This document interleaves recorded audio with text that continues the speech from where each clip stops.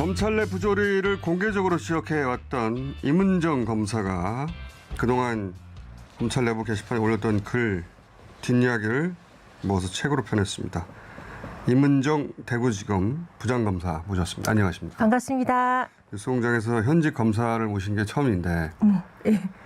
저희가 사실 임은정 검사 인터뷰 요청은 한 5년은 된 것 같아요. 계속. 예, 좀 많이 하셨는데 제가 한 번은 나오겠다고 말씀드렸는데 이 프로그램이 폐지 존폐 위기에 있을 때 없어지기 전에 한 번은 나와야겠다는 약속을 지키게 됐고 처음 출연이지만 마지막 출연이 아니길 바라면서 열심히 질문에 응답하도록 하겠습니다. 그래요. 저희가 한 5년 요청했는데 없어질 수도 있기 때문에 없어지기 전에 나와야 된다. 자, 본인의 운명도 그렇게 밝지만은 않은 것 같아요. 미래도. 이 책 제목이 계속 가보겠다. 계속 가보겠습니다. 이거 아닙니까? 네. 그렇다는 얘기는 계속 가기가 쉽지만은 않다. 그런 뜻이죠. 아니, 이게 제 책을 검사들이 책 내는 경우가 요즘 워낙 많아서 저는 별 생각이 없었는데 책을 이번에 낸다고 했더니 내부에서 저를 좀 싫어하시는 분들이 아주 기뻐하시면서 잘 걸렸다. 예, 총선 앞 때까지 검찰에서 계속 가보다가 총선이 이후에는 국회로 가보겠다는 거 아니냐라고 되게 기뻐하고 계시대요. 근데 저는 그건 아니고 10년간 내부 고발조로 좀 자충우돌 하면서 겪었던 일을 갖다 말씀드리면서 좀 힘들긴 하지만 나 아직 버틸만 하고 견딜만 하니까 검찰에 계속 가보겠다. 있겠다는 뜻이네요. 그렇죠. 말하자면. 나가겠다는 게 아니라 그런 뜻인데 제가 이제 책을 어제야 받아가지고 다 읽지를 못했는데 제목을 쭉 훑다가 한 챕터를 읽었어요.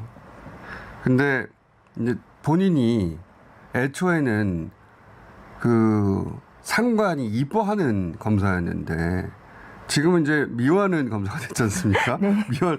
근데 그 변곡점이 언제냐? 네. 개인적으로 되돌아보면 2009년이다라고 쓰시고 왜 그랬는지 자세히 쓰지를 않았더라고요.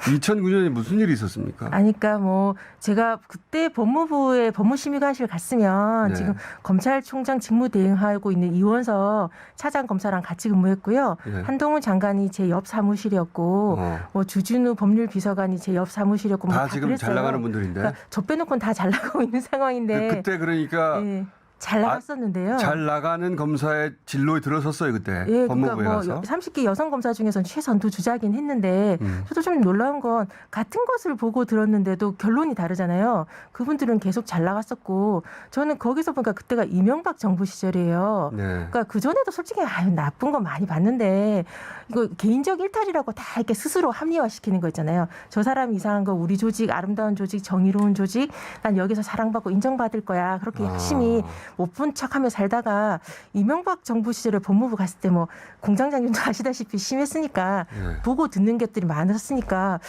이 정도면 본부라고 하는 법무부가 이 정도면 본부의 이 검사들이 이렇게 가식적이고 거짓말을 하며 그 정의가 아니라 상관의 지시를 갖다 관철시키기 위해서 이렇게 유능한 거라면 검사가 무엇일까라고 그때부터 좀 고민을 많이 했어요. 근데 들고 일어나지는 못하다가 일어나 말하라고 책상만 살짝 하고 고민하다가 에이, 역시 내일 아니야 뭐 이렇게 하다가 2012년부터 못 참겠다 이렇게 된 게 2012년이고요. 그러니까 엘리트 코스, 승진 코스를 밟고 있었어요. 근데 그 이전까지 봤던 부조리는 다 개인의 문제야.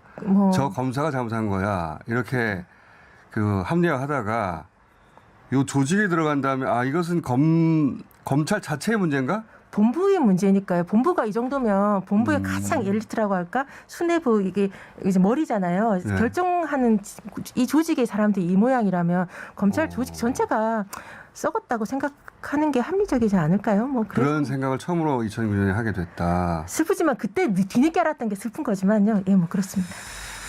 그리고 나서 이제 2012년이 무슨 일이 있었냐면은 백지 구형 때문에 싸움이 나서 무죄 구형해야 된다고. 그렇죠. 요 사건 잠깐만 설명해 주세요. 박정희 장군이 5.16 쿠데타를 일으키고 나서 자기 정적이 될 것 같은 야당 정치인이나 그런 유력 인사들을 갖다가 소급 입법 만들어서 모조리 구속을 시킨 적이 있었었는데 그 중에 한 분이 윤길중이라고 나중에 민자당 국회의원으로 국회 부의장까지 하신 분인데 그분이 징역 15년 실형이 났었고요. 그랬는데 그분의 공범으로 있었던 분들은 다 무죄 확정된 상황에서 그 윤길중 씨의 손녀분이 재심을 청구해서 재심 사건이 18대 대선 전날에 이제 첫 기일이 들어갔을 때였는데 저는 이미 공범들도 다 무죄 났고 법리적으로 무죄니까 무죄라고 해야 된다라고 하는데 백지구형을 하라고 하는 거예요. 그래서 그러다가 이제 그 대선이 무죄가 아니라 백지구형을 해라. 네, 그렇게 하고 백지구형 한 다음에 무죄 판결 나면 무죄 판결 나는 건 다 알았는데 무죄 판결 나면 또 검찰을 항소하고 무죄가 웬 말이냐 항소하고 상고하는 그런 시스템이거든요. 백지가 구형이 백지가 아니고요. 유죄라고 말을 안 하니 사실상 유죄 구형이거든요. 그랬는데 그렇게 그 대선 전날 충돌을 하긴 했었었는데 선거 그 대선 끝나고 나서 문서를 쓰라고 하더라고요. 그래서 대선 결과를 보려고 하나 보다라고 했는데 박정희 사령 대통령 그 따님이신 박근혜 후보가 당선이 됐으니까 그랬더니 이제 선수 바꿔치기 검사 교체가 일어나 가지고 이문정 검사 너 빠져 하길래 너희들이 빠져서 제가 문을 걸어 잠궈버린 거죠. 문을 잠궈버린 거죠. 예, 그리고 무죄 확정됐고요. 무죄니까 뭐 그런 사건이었습니다. 어차피 무죄 날 걸 다 아는데도 검찰은 왜 무죄라고 하지 않고 백지구형을 굳이 하는 거예요? 무죄라고 생각 안 해요. 법원이 이상하게 유죄 판결할 법원이 그때 제가 공안부랑 주고받았던 게 법원이 잘못 생각하고 있는 거고 법원한테 올바른 판단을 촉구하는 것이 검찰의 의무라고 하더라고요. 그리고 뭐 검찰은 틀릴 수가 없는 겁니까 말하자면? 예, 법원이 틀린 거고요. 검찰 내부의 논리는 언제나 검찰은 틀릴 수가 없기 때문에 그렇죠. 시대가 지금 이상해가지고 무죄가 나긴 날 테지만 하지만 사실 증거는 없지만 유죄래요. 이거는 제가 그때 공안통이라는 후배한테 메일을 받았었는데 그 공안통 선배들은 현재로서는 증거는 없지만 그 사람들은 빨갱이라는 것이 확고한 그분들의 주장으로는 알고 있고요. 그러니까 시대가 이상해서 무죄가 나는 것이 옛날부터 빨갱이였고 지금도 빨갱이기 때문에 백지구형을 해야 된다. 그럼 유죄 구형을 하든지 아니 검사가 증거는. 근데 왜 그러면 그럼 말씀하신 대로 빨갱이니까 우리는 여전히 20년이요, 15년이요 하지 않고 백지구형을 하라고 하는 겁니까? 그것도 DJ 때 살짝 도입됐대요. 원래는 무조건 지금도 유죄 구형 다시 살아나고 있는데 그 DJ 때 유죄 구형하기에 잠깐 정권 분위기가 있잖아요. 네. 그러니까 법과 원칙에 따라 선고해 주세요라고 백지구형을 한 다음에 똑같이 항소 상고를 하는 거예요. 그러니까 이거는 그 정권에 따라서 그러니까 법정에서 우리가 유죄 구형을 안 했다라고 피해갈 수가 있잖아요. 그러니까 검찰이 바뀐 게 아니라 시대 분위기에 따라 정권에 따라서 눈치를 보는 수단으로 백지구형이라는 게 등장했을 뿐이지 생각이 바뀐 건 아니다. 생각은 바뀐 건 아니에요. 슬프죠. 자, 그 이후로 계속 검찰 내부 게시판에 글을 써왔지 않습니까? 그중에 일부는 또 기사를 통해서 알려지기도 하고 그랬는데 이 검찰 내부 게시판에 글을 쓰면은 주목받고 검찰 내부에서 주목받는 게 좋은 의미가 아니라 이제 주시하는 거죠. 그리고 옆에서 뭐라고 하지도 않나요? 동료들이나 선배들이나 후배들이? 엄청 불려다니고요. 이제 검사장이나 이런 분들이 불러서 게시판에 글 쓰면 징계하겠다고 어쩔 거냐 그러길래 소송하겠다 제가 막 그랬었는데. 소송하겠다 징계하면. 그러니까 좀 슬픈 게 뭐냐면 저도 제가 안 힘들어서 그렇게 하는 건 아니잖아요. 제가 선택했다는 거지만 힘들긴 힘든데 제 앞에서 아는 사람 2명이 야, 너 임 선배 글에 댓글 쓰지 말라고 제 앞에서 막 충고를 해요. 있는데? 제 앞에서 제가 투명인간도 아닌데 그럼 속상하잖아요. 뭐 그렇게까지 할 건 뭐 있나 싶은데 그러니까 뭐 제가 게시판에 그 썼을 때 댓글이 처음에는 그냥 임 검사님 뭐 이러다가 뭐 임은정 씨라고 이렇게 기수열애가 돼서 이제 기수열애라는 건 이제 선배를 인정하지 않는다? 아니죠. 그러니까 뭐 조직의 이렇게 적이니까 임은정 씨라고 부르는 것도 뭐 게시판에서 봤으니까 개탄스럽더라고요. 뭐 근데 우리 검찰에서는 뭐 상가집에서 네가 검사냐 검사들끼리 막 언쟁하고 막 그러잖아요. 뭐 그런 차원에서의 그런 일로 보여지는데 뭐 저도 뭐 그런 사람들을 검사라고 생각하진 않으니까. 네. 혼자 그렇게 생각할 수는 있는데 조직 생활을 계속 하다 보니까 애초에 이제 가깝고 친했던 사람들도 그 사람들도 부담이 되잖아요. 그러면 나 이문정하고 누군가 물어봤어. 너 친하지? 물어보면 아니 나 안 친해. 이렇게 하게 마련인데 사람이라는 게. 그러니까 처음에 제가 잘 나갔을 때 이명박 정부 초기까지 아니, 정부까지 잘 나갔을 때는 얼굴도 모르는 후배가 대학 선배라고 밥 사달라고 막 연락이 와요. 그래서 아, 잘 나가는 검사들은 법무부 검사는 이렇구나라서 깜짝깜짝 놀라고 그랬었는데 무죄 구형하고 나서 이단화가 되고 나서는 근데 살짝 사람들이 제가 민주당 국회의원이 된다고 생각했어요. 정치하려고 저러는 거다. 네, 그러니까 정치 검사다 생각했구나. 그러니까 저는 국회의원은 맘만 먹으면 된다라고 생각하니까 또 국회의원이랑 친하고 싶잖아요. 그러니까 낮에는 미래 국회의원이라. 그렇죠, 미래 국회의원이 그래서 그리고 저는 뭐 언젠가 혹시 뭐가 기회가 올 수 있다. 이문정이 검사장 될 확률은 없어도 법무부 장관 될 확률이 있다. 뭐 이런 내부 좀 평이 있어서. 소문이 있어서. 네, 저렇게 저 정권과 그러니까 그 정치와 가깝게 지내는 것이 틀림없기 때문에 뭐 언젠가 그쪽으로 있다. 출세할 것이다. 네, 그래서 그 연락을 아예 끊진 않고 밤에는 연락하는. 밤에는 낮에는 안 하고. 낮에는 연락 그런 사람이 있었는데 조력자 색출 소동이 계속 일어나니까 누가 이문정한테 전화했냐, 이문정한테 말했냐. 조력자라는 건 이문정한테 도움을 주는 사람. 예, 그래서 뭐 저랑 친한 애가 그냥 이문정 부역자라고 놀림을 받는 이문정 사태까지 부역자 막 권력도 있으니까, 아니고. 예, 저 뭘 했는지 잘 모르겠는데 그런 사태가 나니까 그게 10년이 지나니까요. 그리고 그 문재인 정부 초기에 윤석열 중앙지검장이 됐을 때는 이문정 검찰 과장설이 돌았었어요. 그때를 했더니 막 검사들이 갑자기 5년 만에 연락이 와서 인사청탁도 들어오고 막 그러더라고요. 평검사한테 그래서 되게 웃겼는데 그런 일이 틀림없이 문재인 정부에서 출세할 분명히 될 것이다. 뭐 그래서 그랬다가 그 뭐 윤석열, 윤대진 이런 간단한 사람들만 출세하고 저는 뭐 그냥 그때도 울산 중경당하고 막 그랬으니까 그랬더니 사람들이 쥐구멍에 볕이 안 들구나 그래가지고 이제 더 확실하게 돌아서 그런 것들이 계속 있었어요. 저 사람은 언젠간 정치를 풀릴 줄 알았더니 그게 안 아니구나. 그냥 원래 저런 사람이구나. 네, 약간 그렇게 돼서 뭐 세상이 금방 변하는 줄 아니 뭐 그렇게 대놓고 말씀하시는 분도 있고 그래서 좀 속상하더라고요. 그러니까 저 사람 정치로 풀릴 사람도 아니고 계속 저럴 사람이야. 그러니까 특별한 끈을 만들어둘 필요가 없어. 이렇게 생각하다 보니까 점점점 주변 사람들이 떨어져 나가는군요. 그러니까 정치는 한다는 거 할 줄 아는데 안 하니까 그냥 변호사 업계가 어려워서 못 나간다라고 생각하더라고요. 그래서 지금 못 나가니까 조직에 재나 뿌리고 앉아 있다. 뭐 이런 얘기가 있어서 이도저도 아니게 돼가지고 조직에 재나 뿌리고 있다. 네. 이 책은 그동안 그 이문정 검사로서 문제 제기했던 여러 가지 사건에 대한 개요들이 담겨 있습니다. 네. 저도 몇 가지 읽어봤는데 개요들이 담겨 있는데 그중에서 개인적으로 굉장히 큰 곤욕을 치는 게 왜냐하면 공수처 수사 대상도 되기도 했기 때문에 한명숙 모해 위증 사건이 있었어요. 그때 감찰하셨죠? 네, 대검 감찰부에 있었습니다. 감찰하셨는데 잠깐 요약하면 한마로 사장이 한명숙 전 총리에게 돈을 줬다고 했다가 1심에서 말을 뒤집습니다. 내가 돈을 안 줬다. 돈을 줬다라고 검찰에서 나를 회유하였다. 그러자 검찰에서 재소자를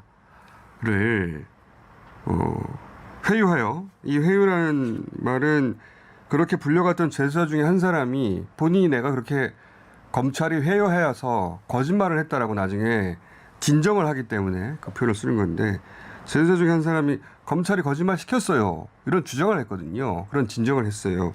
그래서 이제 시작된 사건인데 이 사건을 감찰은 수사가 아니라 조사죠, 조사. 진상조사. 조사까지 하고 조사 결론을 내서 수사로 넘어갔어야 하는데 수사를 못 넘어가고 사건은 딴 사람한테 갔잖아요. 또 뺏겼죠. 뺏겼죠. 네. 그 조사의 결론이 그때 당시 어떻게 된 거였습니까? 그러니까 여기 이 뉴스공장 시청자들 분들은 많은 분이 조금은 아실 것 같은데 뉴스타파에서 재수와 검사 시리즈가 여러 번 나왔었고 그다음에 KBS 시사 직격에서 메이드인 중앙지검 검찰 특수부에서 어떻게 사건을 조작하는가 그런 기사도 이게 있었습니다. 재수 편에서 이제 재수와 PD들이 사건 자료를 토대로 해가지고 재구성해서 여러 번 보도가 됐었었는데요. 맞습니다. 저희도 다뤘습니다. 그러니까 재소자들은 도가내지잖아요. 우리 검찰에서는 부르면 언제든지 만만한 냉장고에서 음료수 꺼내서 따먹을 수도 있고 막 괴롭힐 수도 있고 뭐 그럴 수가 있는 거였으니까 만만한 도가내 든 쥐들을 수시로 불러내서 어떻게 심정적으로 심리적으로 이렇게 해서 장악을 해서 진술을 이끌어내고 표적 수사를 하는가 이것이 재수와 검사 시리즈고 메이드인 중앙지검인데요. 그것은 요지죠. 예, 그렇죠. 근데 이것은 재수의 눈에 비친 PD는 한정된 자료를 토대로 하기 때문에 그분들 눈에 외부의 내부에서 어슴풀이 비치는 검찰의 실루엣이에요. 근데 저는 검찰 내부에서 검찰에서 그때 당시 검사 특수일부에서 했던 공문들 예. 기록에서 사라져버린 공문이나 전산 자료 기록에 원래 진술 청취해서 수사 보고서를 붙였어야 되는데 사라져버린 검찰에서 포섭을 시도했던 숱한 재소자들 이 존재를 그 수사관과 뭐 실무관 한 명 안 붙여주고 저 약간 조사를 못하게 하려고 수사권도 안 주고 그랬었는데 뭐 전화기가 있으면 전화는 돌릴 수는 있으니까 전화 부지런히 돌리면서 그런 사람들을 찾아서 확인했더니 검찰에서 무슨 짓을 했는지 그 법원과 피고인을 갖다가 대놓고 속일 수 있나 법정을 농락할 수 있나 이런 부분이 많이 충격적이었고요. 그런 부분도 있었나 보죠. 예, 그래서 제가 이 책을 쓰게 된 여러 이유는 그런 이유예요. 이제 검찰 윤석열 대통령이라든지 그 한동훈 법무부 장관 그 최측근들이 이 사건 수사에 관련된 분들도 많은데 그분들의 수사 기법이 어떤가? 검찰이 봐주려고 하면 어떻게 수사하며 죽이려고 하면 어떻게 수사를 하는가? 그 기록을 어떻게 만드는가에 대해서 국민들이 제대로 알아야지 검찰의 손장난에 속지는 않으시기 때문에 그런 우려에 대해서 제가 내부자로서 알려야 되는 것이 검찰을 바로 세우지 못한다면 이렇게까지 하는 것이 제 몫이라는 생각이 들어서 책을 내게 됐습니다. 그러니까 특수부가 뭐 제대로 수사하는 것도 있겠죠. 근데 때로는 범인으로 만들고 싶을 때 어떻게 수사를 진행시키고 혹은 틀림없이 혐의가 있는데 풀어주고자 할 때 어떻게 진행시키는가. 오랜 검찰 경험 그리고 한명숙 모의 의증 사건 같은 여러 가지 경험을 통해서 이런 식으로 하는 것이다.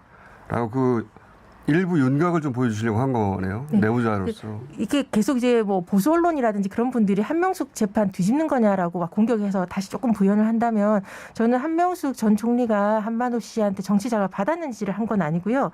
그 한만호 씨 진술본보고요. 한만호 씨 증언을 탄핵하기 위해서 검찰이 재소자들을 불러서 어떻게 했는가를 확인했는데 다만 그 과정에서 한만호 씨도 재소자였거든요. 예. 한만호 씨가 나는 검찰의 회유 협박을 받았다, 강압이 있었다라고 증언하는 그 와중에 한만호 씨의 증언을 탄핵하기 위해서 그 주변 재소자들한테 이렇게 했다면 한만호 씨의 말이 과연 틀렸을까에 대한 의문이 있지만 그것까지 확인할 수 있는 여력은 없었습니다. 그때는 그렇지는 못했고 그때는 한만호 씨가 돈을 줬다고 했다가 나중에 아니다. 검찰의 회의에서 거짓말한 것이다 라고 하자 또 다른 재수자 2명을 검찰이 법정에 부르는데 그중에 한 사람이 내가 검찰의 회의에서 그런 말을 한 것이다라고 또 한 말하고 똑같은 방식으로. 그러니까 뭐 숱한 재소자들을 불러서 포섭을 시도했었었는데 원래 검찰 정보원들 2명만 이분들이 정보원이 원래 검찰 정보원들 2분만 증언을 조금 마사지 하셔가지고 많이 마사지 그러니까 이 부분에 견해차가 있으니까 좀 해서 화장을 해서 법정에 세웠더라고요. 거기까지는 확인하셨고 수사로 나가지는 못했고 수사권이 없었고 수사권이 있으니까 사건을 빼앗아가서 수사가 그죠 사건을 뺏어갔죠. 그래서 그냥 끝나버렸어요 이 사건은 그죠? 거기서 묻혀버렸고 검사시니까 몇 가지만 더 여쭤보겠습니다. 검찰총장 인선이 계속 늦어지는데 언론에서는 그래요. 어차피 뭐 한동훈 장관이 사실상 검찰총장 아닌가? 혹은 대통령이 검찰총장이고 한동훈 장관이 검찰총장 대리 아닌가? 이런 식의 얘기들을 합니다. 언론에서도. 그래서 누가 오든 간에 흔한 표현으로 바지 검찰총장 아닌가? 이런 표현도 하거든요. 예 아니요만 제가 여쭤볼게요. 누가 되든 간에 새로운 검찰총장이 온다면 언론에서 얘기하듯이 제대로 권한을 행사할 수 없는 일종의 바지 검찰총장이 되는 거 아닙니까? 예, 당연히 예이고요. 초기에 저한테 기자분들이 누가 법무부 장관 올까 하길래 누가 와도 바지고 한동훈 검사장이 실질적으로 법무부 장관이고 총장 아니겠냐라고 제가 했는데 법무부 장관으로 와서 야 우리 윤석열 대통령 정말 한동훈 검사장 참 총애한다는 생각이 들더라고요. 그래서 제가 서초동에서 들리는 소문도 한동훈 장관이 27기라 기수가 너무 빠르잖아요. 그리고 한동훈 장관의 성격이 워낙 뭐 아시는 분 다 아셔서 그 밑에서 바지 하면서 기수 아무래도 어느 정도 기수는 있어야 되는데 한동훈 장관 밑에서 부하 노릇하면서 성질 죽이고 살기에는 기수가 있는 분들은 들어와서 못하겠다. 뭐 이런 말이 서초동에서 들려서 늦어진다는 말이 서초동에서 저는 듣긴 들었습니다. 네. 식물총장이라고 하죠. 예, 식물총장이 될 우려가 크다. 그림처럼 앉아 계시지 않겠어요? 그림처럼. 네. 예. 그래서 사실은 검찰 내부에서도 사실 차기 검찰총장이 특히 정권 쪽에 첫 번째 총장이 꽂힌데 검찰에 별 관심이 없겠네요. 그래서 늦어지니까 지금 저 같은 경우도 이제 들어보니까 총장 후보 추천위원회 언제나 있었지 않습니까? 네. 근데 총장으로 뭐 물색하는 찍은 사람이 후보 아무도 추천을 못 받는 경우도 있더라고요. 그러면 당일날 법무부에 전화가 한대요. 야, 그 고검장님 빨리 추천해라. 그리고 그분이 되는 것도 제가 봤거든요. 그러니까 어느 정도 섭외가 돼야지만 조율이 돼야지만 추천위원회를 꾸려서 진행이 되는데 그러니까 지금까지 안 됐던 건 조율이 안 됐던 거죠. 그러니까 고사했다는 분들 이야기를 좀 많이 들었습니다. 고사했다는 분들. 고사했으니까 내가 고사했다는 말을 이제 할 수 있겠죠. 그렇죠. 고사했기 때문에 저도 그런 분들 하면 안 된다고 생각해서 고소하더라고요. 자, 한 가지만 더 여쭤볼게요. 예. 그리고 기왕 이렇게 책도 내셨고 여기도 나오셨고 하니까 제가 책 다 읽고 나서 다시 한번 보실게요. 책을 다 안 읽어가지고 오늘은 두리뭉실하게 여쭤보는 건데 그 검찰 특히 특수부 출신 혹은 이제 윤석열 검찰총장 시절 혹은 뭐 중앙지검장 시절 그 이전도 마찬가지고 검사 시절 가까웠던 특수부 후배들이나 검사들이 주로 그 정부 요직에 가 있다. 단순히 법무부 차원이 아니라 많은 곳에 요직으로 가 있고 대통령실에도 요직을 차지하고 있지 않습니까? 일단 검사가 가지고 있는 특별한 능력들이 있긴 있잖아요. 특정 부분에 그분들이 가진 능력이 이렇게 모든 분야의 전방위로 그 전문 분야를 감당할 수 있는 능력입니까? 너무 여러 곳에 가던데. 아니 근데 우리 윤 대통령님이 국민들이 선택을 받아서 존경받아야 되고 해야 되는 건 맞지만 제가 윤 대통령을 모르는 것도 아니고 걱정은 많이 되는데요. 좀 중용되는 분들 몇몇을 모르는 건 아닌데 아시지도 못하면서 선고안이라고 하는 거 있잖아요. 저 사람은 범인이야 잡아 그러면 범인으로 몰아가는 수사, 몰이 수사를 갖다가 자주 하시는 분들인데 그리고 틀려도 인정하지 않으시고 책임도 지지 않으시고 근데 그런 잘못된 선고안을 가져서도 안 되는데 그걸 선고안이라고 해요. 저 사람이 범인인지 아닌지 그 공을 감으로 정보를 그래서 우리 검찰은 유능하다가 뭐냐면 상급자의 선고안을 관철시키는 능력이에요. 내가 경험으로 볼 때 저 사람 범인이야? 예. 이렇게 그렇게 선고안. 돼서 그거 갖다가 못 잡으면 네가 능력이 없는 거거든요. 내가 찍었는데 그 범인으로 못 잡아? 못 잡은 거예요. 못 만들어냈구나. 특수부에서 짐을 싸야 돼요. 그러니까 이러니까 이제 사건이 그러니까 뭐 특수부는 찍으면 범인이 돼야 되는 겁니까? 그러니까 상급자의 정보가 이걸 갖다 자기가 지금까지 누렸던 품이 헛수고가 안 되려면 여기서 성과를 내야 되고 성과를 낸다는 것은 그 사람의 입고거든요. 교도소 입고를 갖다 말하는 건데. 입고 꼬린. 예, 그렇게 되는 거니까 그게 되게 위험한 건데 그런 것이 익숙한 사람들. 그러니까 우리가 흔히 우리 검찰 개혁이 정권 때마다 총선 때마다 우리 뭐 맨날 공약이었던 상황에서 그때 검찰에 있었던 분이고 검찰 안에서 바꾸자고 목소리를 온 국민들이 들어보는 분 없잖아요. 그런 분들이 그 검찰 개혁이 필요하다 대상이다라고 책임을 지셔야 될 내진 그 안에서의 목소리 없었던 사람, 침묵했던 사람이 다른 검찰 개혁을 해야 되는데 그 검찰 개혁도 안 하고 다른 데 가서 다른 부처를 갖다가 부패하게 만들면 이게 전념이 되는 것밖에 더 되겠어요. 자기 조직도 개혁에 대해서 정했던 혹은 목소리를 안 냈던 사람이 딴 데 가서 잘도 개혁하겠다. 그러니까 이게 선고안을 주장하시면서 네가 능력이 없는 거라는 것이 다 반복이 되면 그러니까 검찰의 수사가 잘못돼도 큰일 나지만 국가의 정책이 잘못되었을 때 브레이크가 없는 거거든요. 우리 검찰의 정말 문제는 상급자의 지시에 대해서 브레이크가 없어요. 질주하는 좀 그렇지만 사냥개들만 이렇게 질비한 상황이 되는데 그렇게 되게 되면 다른 부처에서 놓으라고 밑에서 할 수 있을까요? 걱정이죠. 그렇게 되면 탈선하게 되거든요. 검찰 내부에서 어떻게 계속 계실 수 있을까 모르겠네요. 내년에 제가 적어도 공장장님보다는 검찰을 오래 안 잘리고 있도록 노력하겠습니다. 네. 책이 나왔어요. 책이 나와가지고 제가 제가 책 진짜 안 읽는데 이번에는 읽어보겠습니다. 계속 가보겠습니다. 읽어보고 더 물어볼 게 틀림없이 생길 것 같은데. 어차피 이렇게 된 거 또 한 번 나오세요. 네, 오늘은 여기까지 할게요. 다음에 꼭 읽으셔야 됩니다. 자, 이문정 대구지검 부장검사였습니다. 감사합니다. 네, 감사합니다.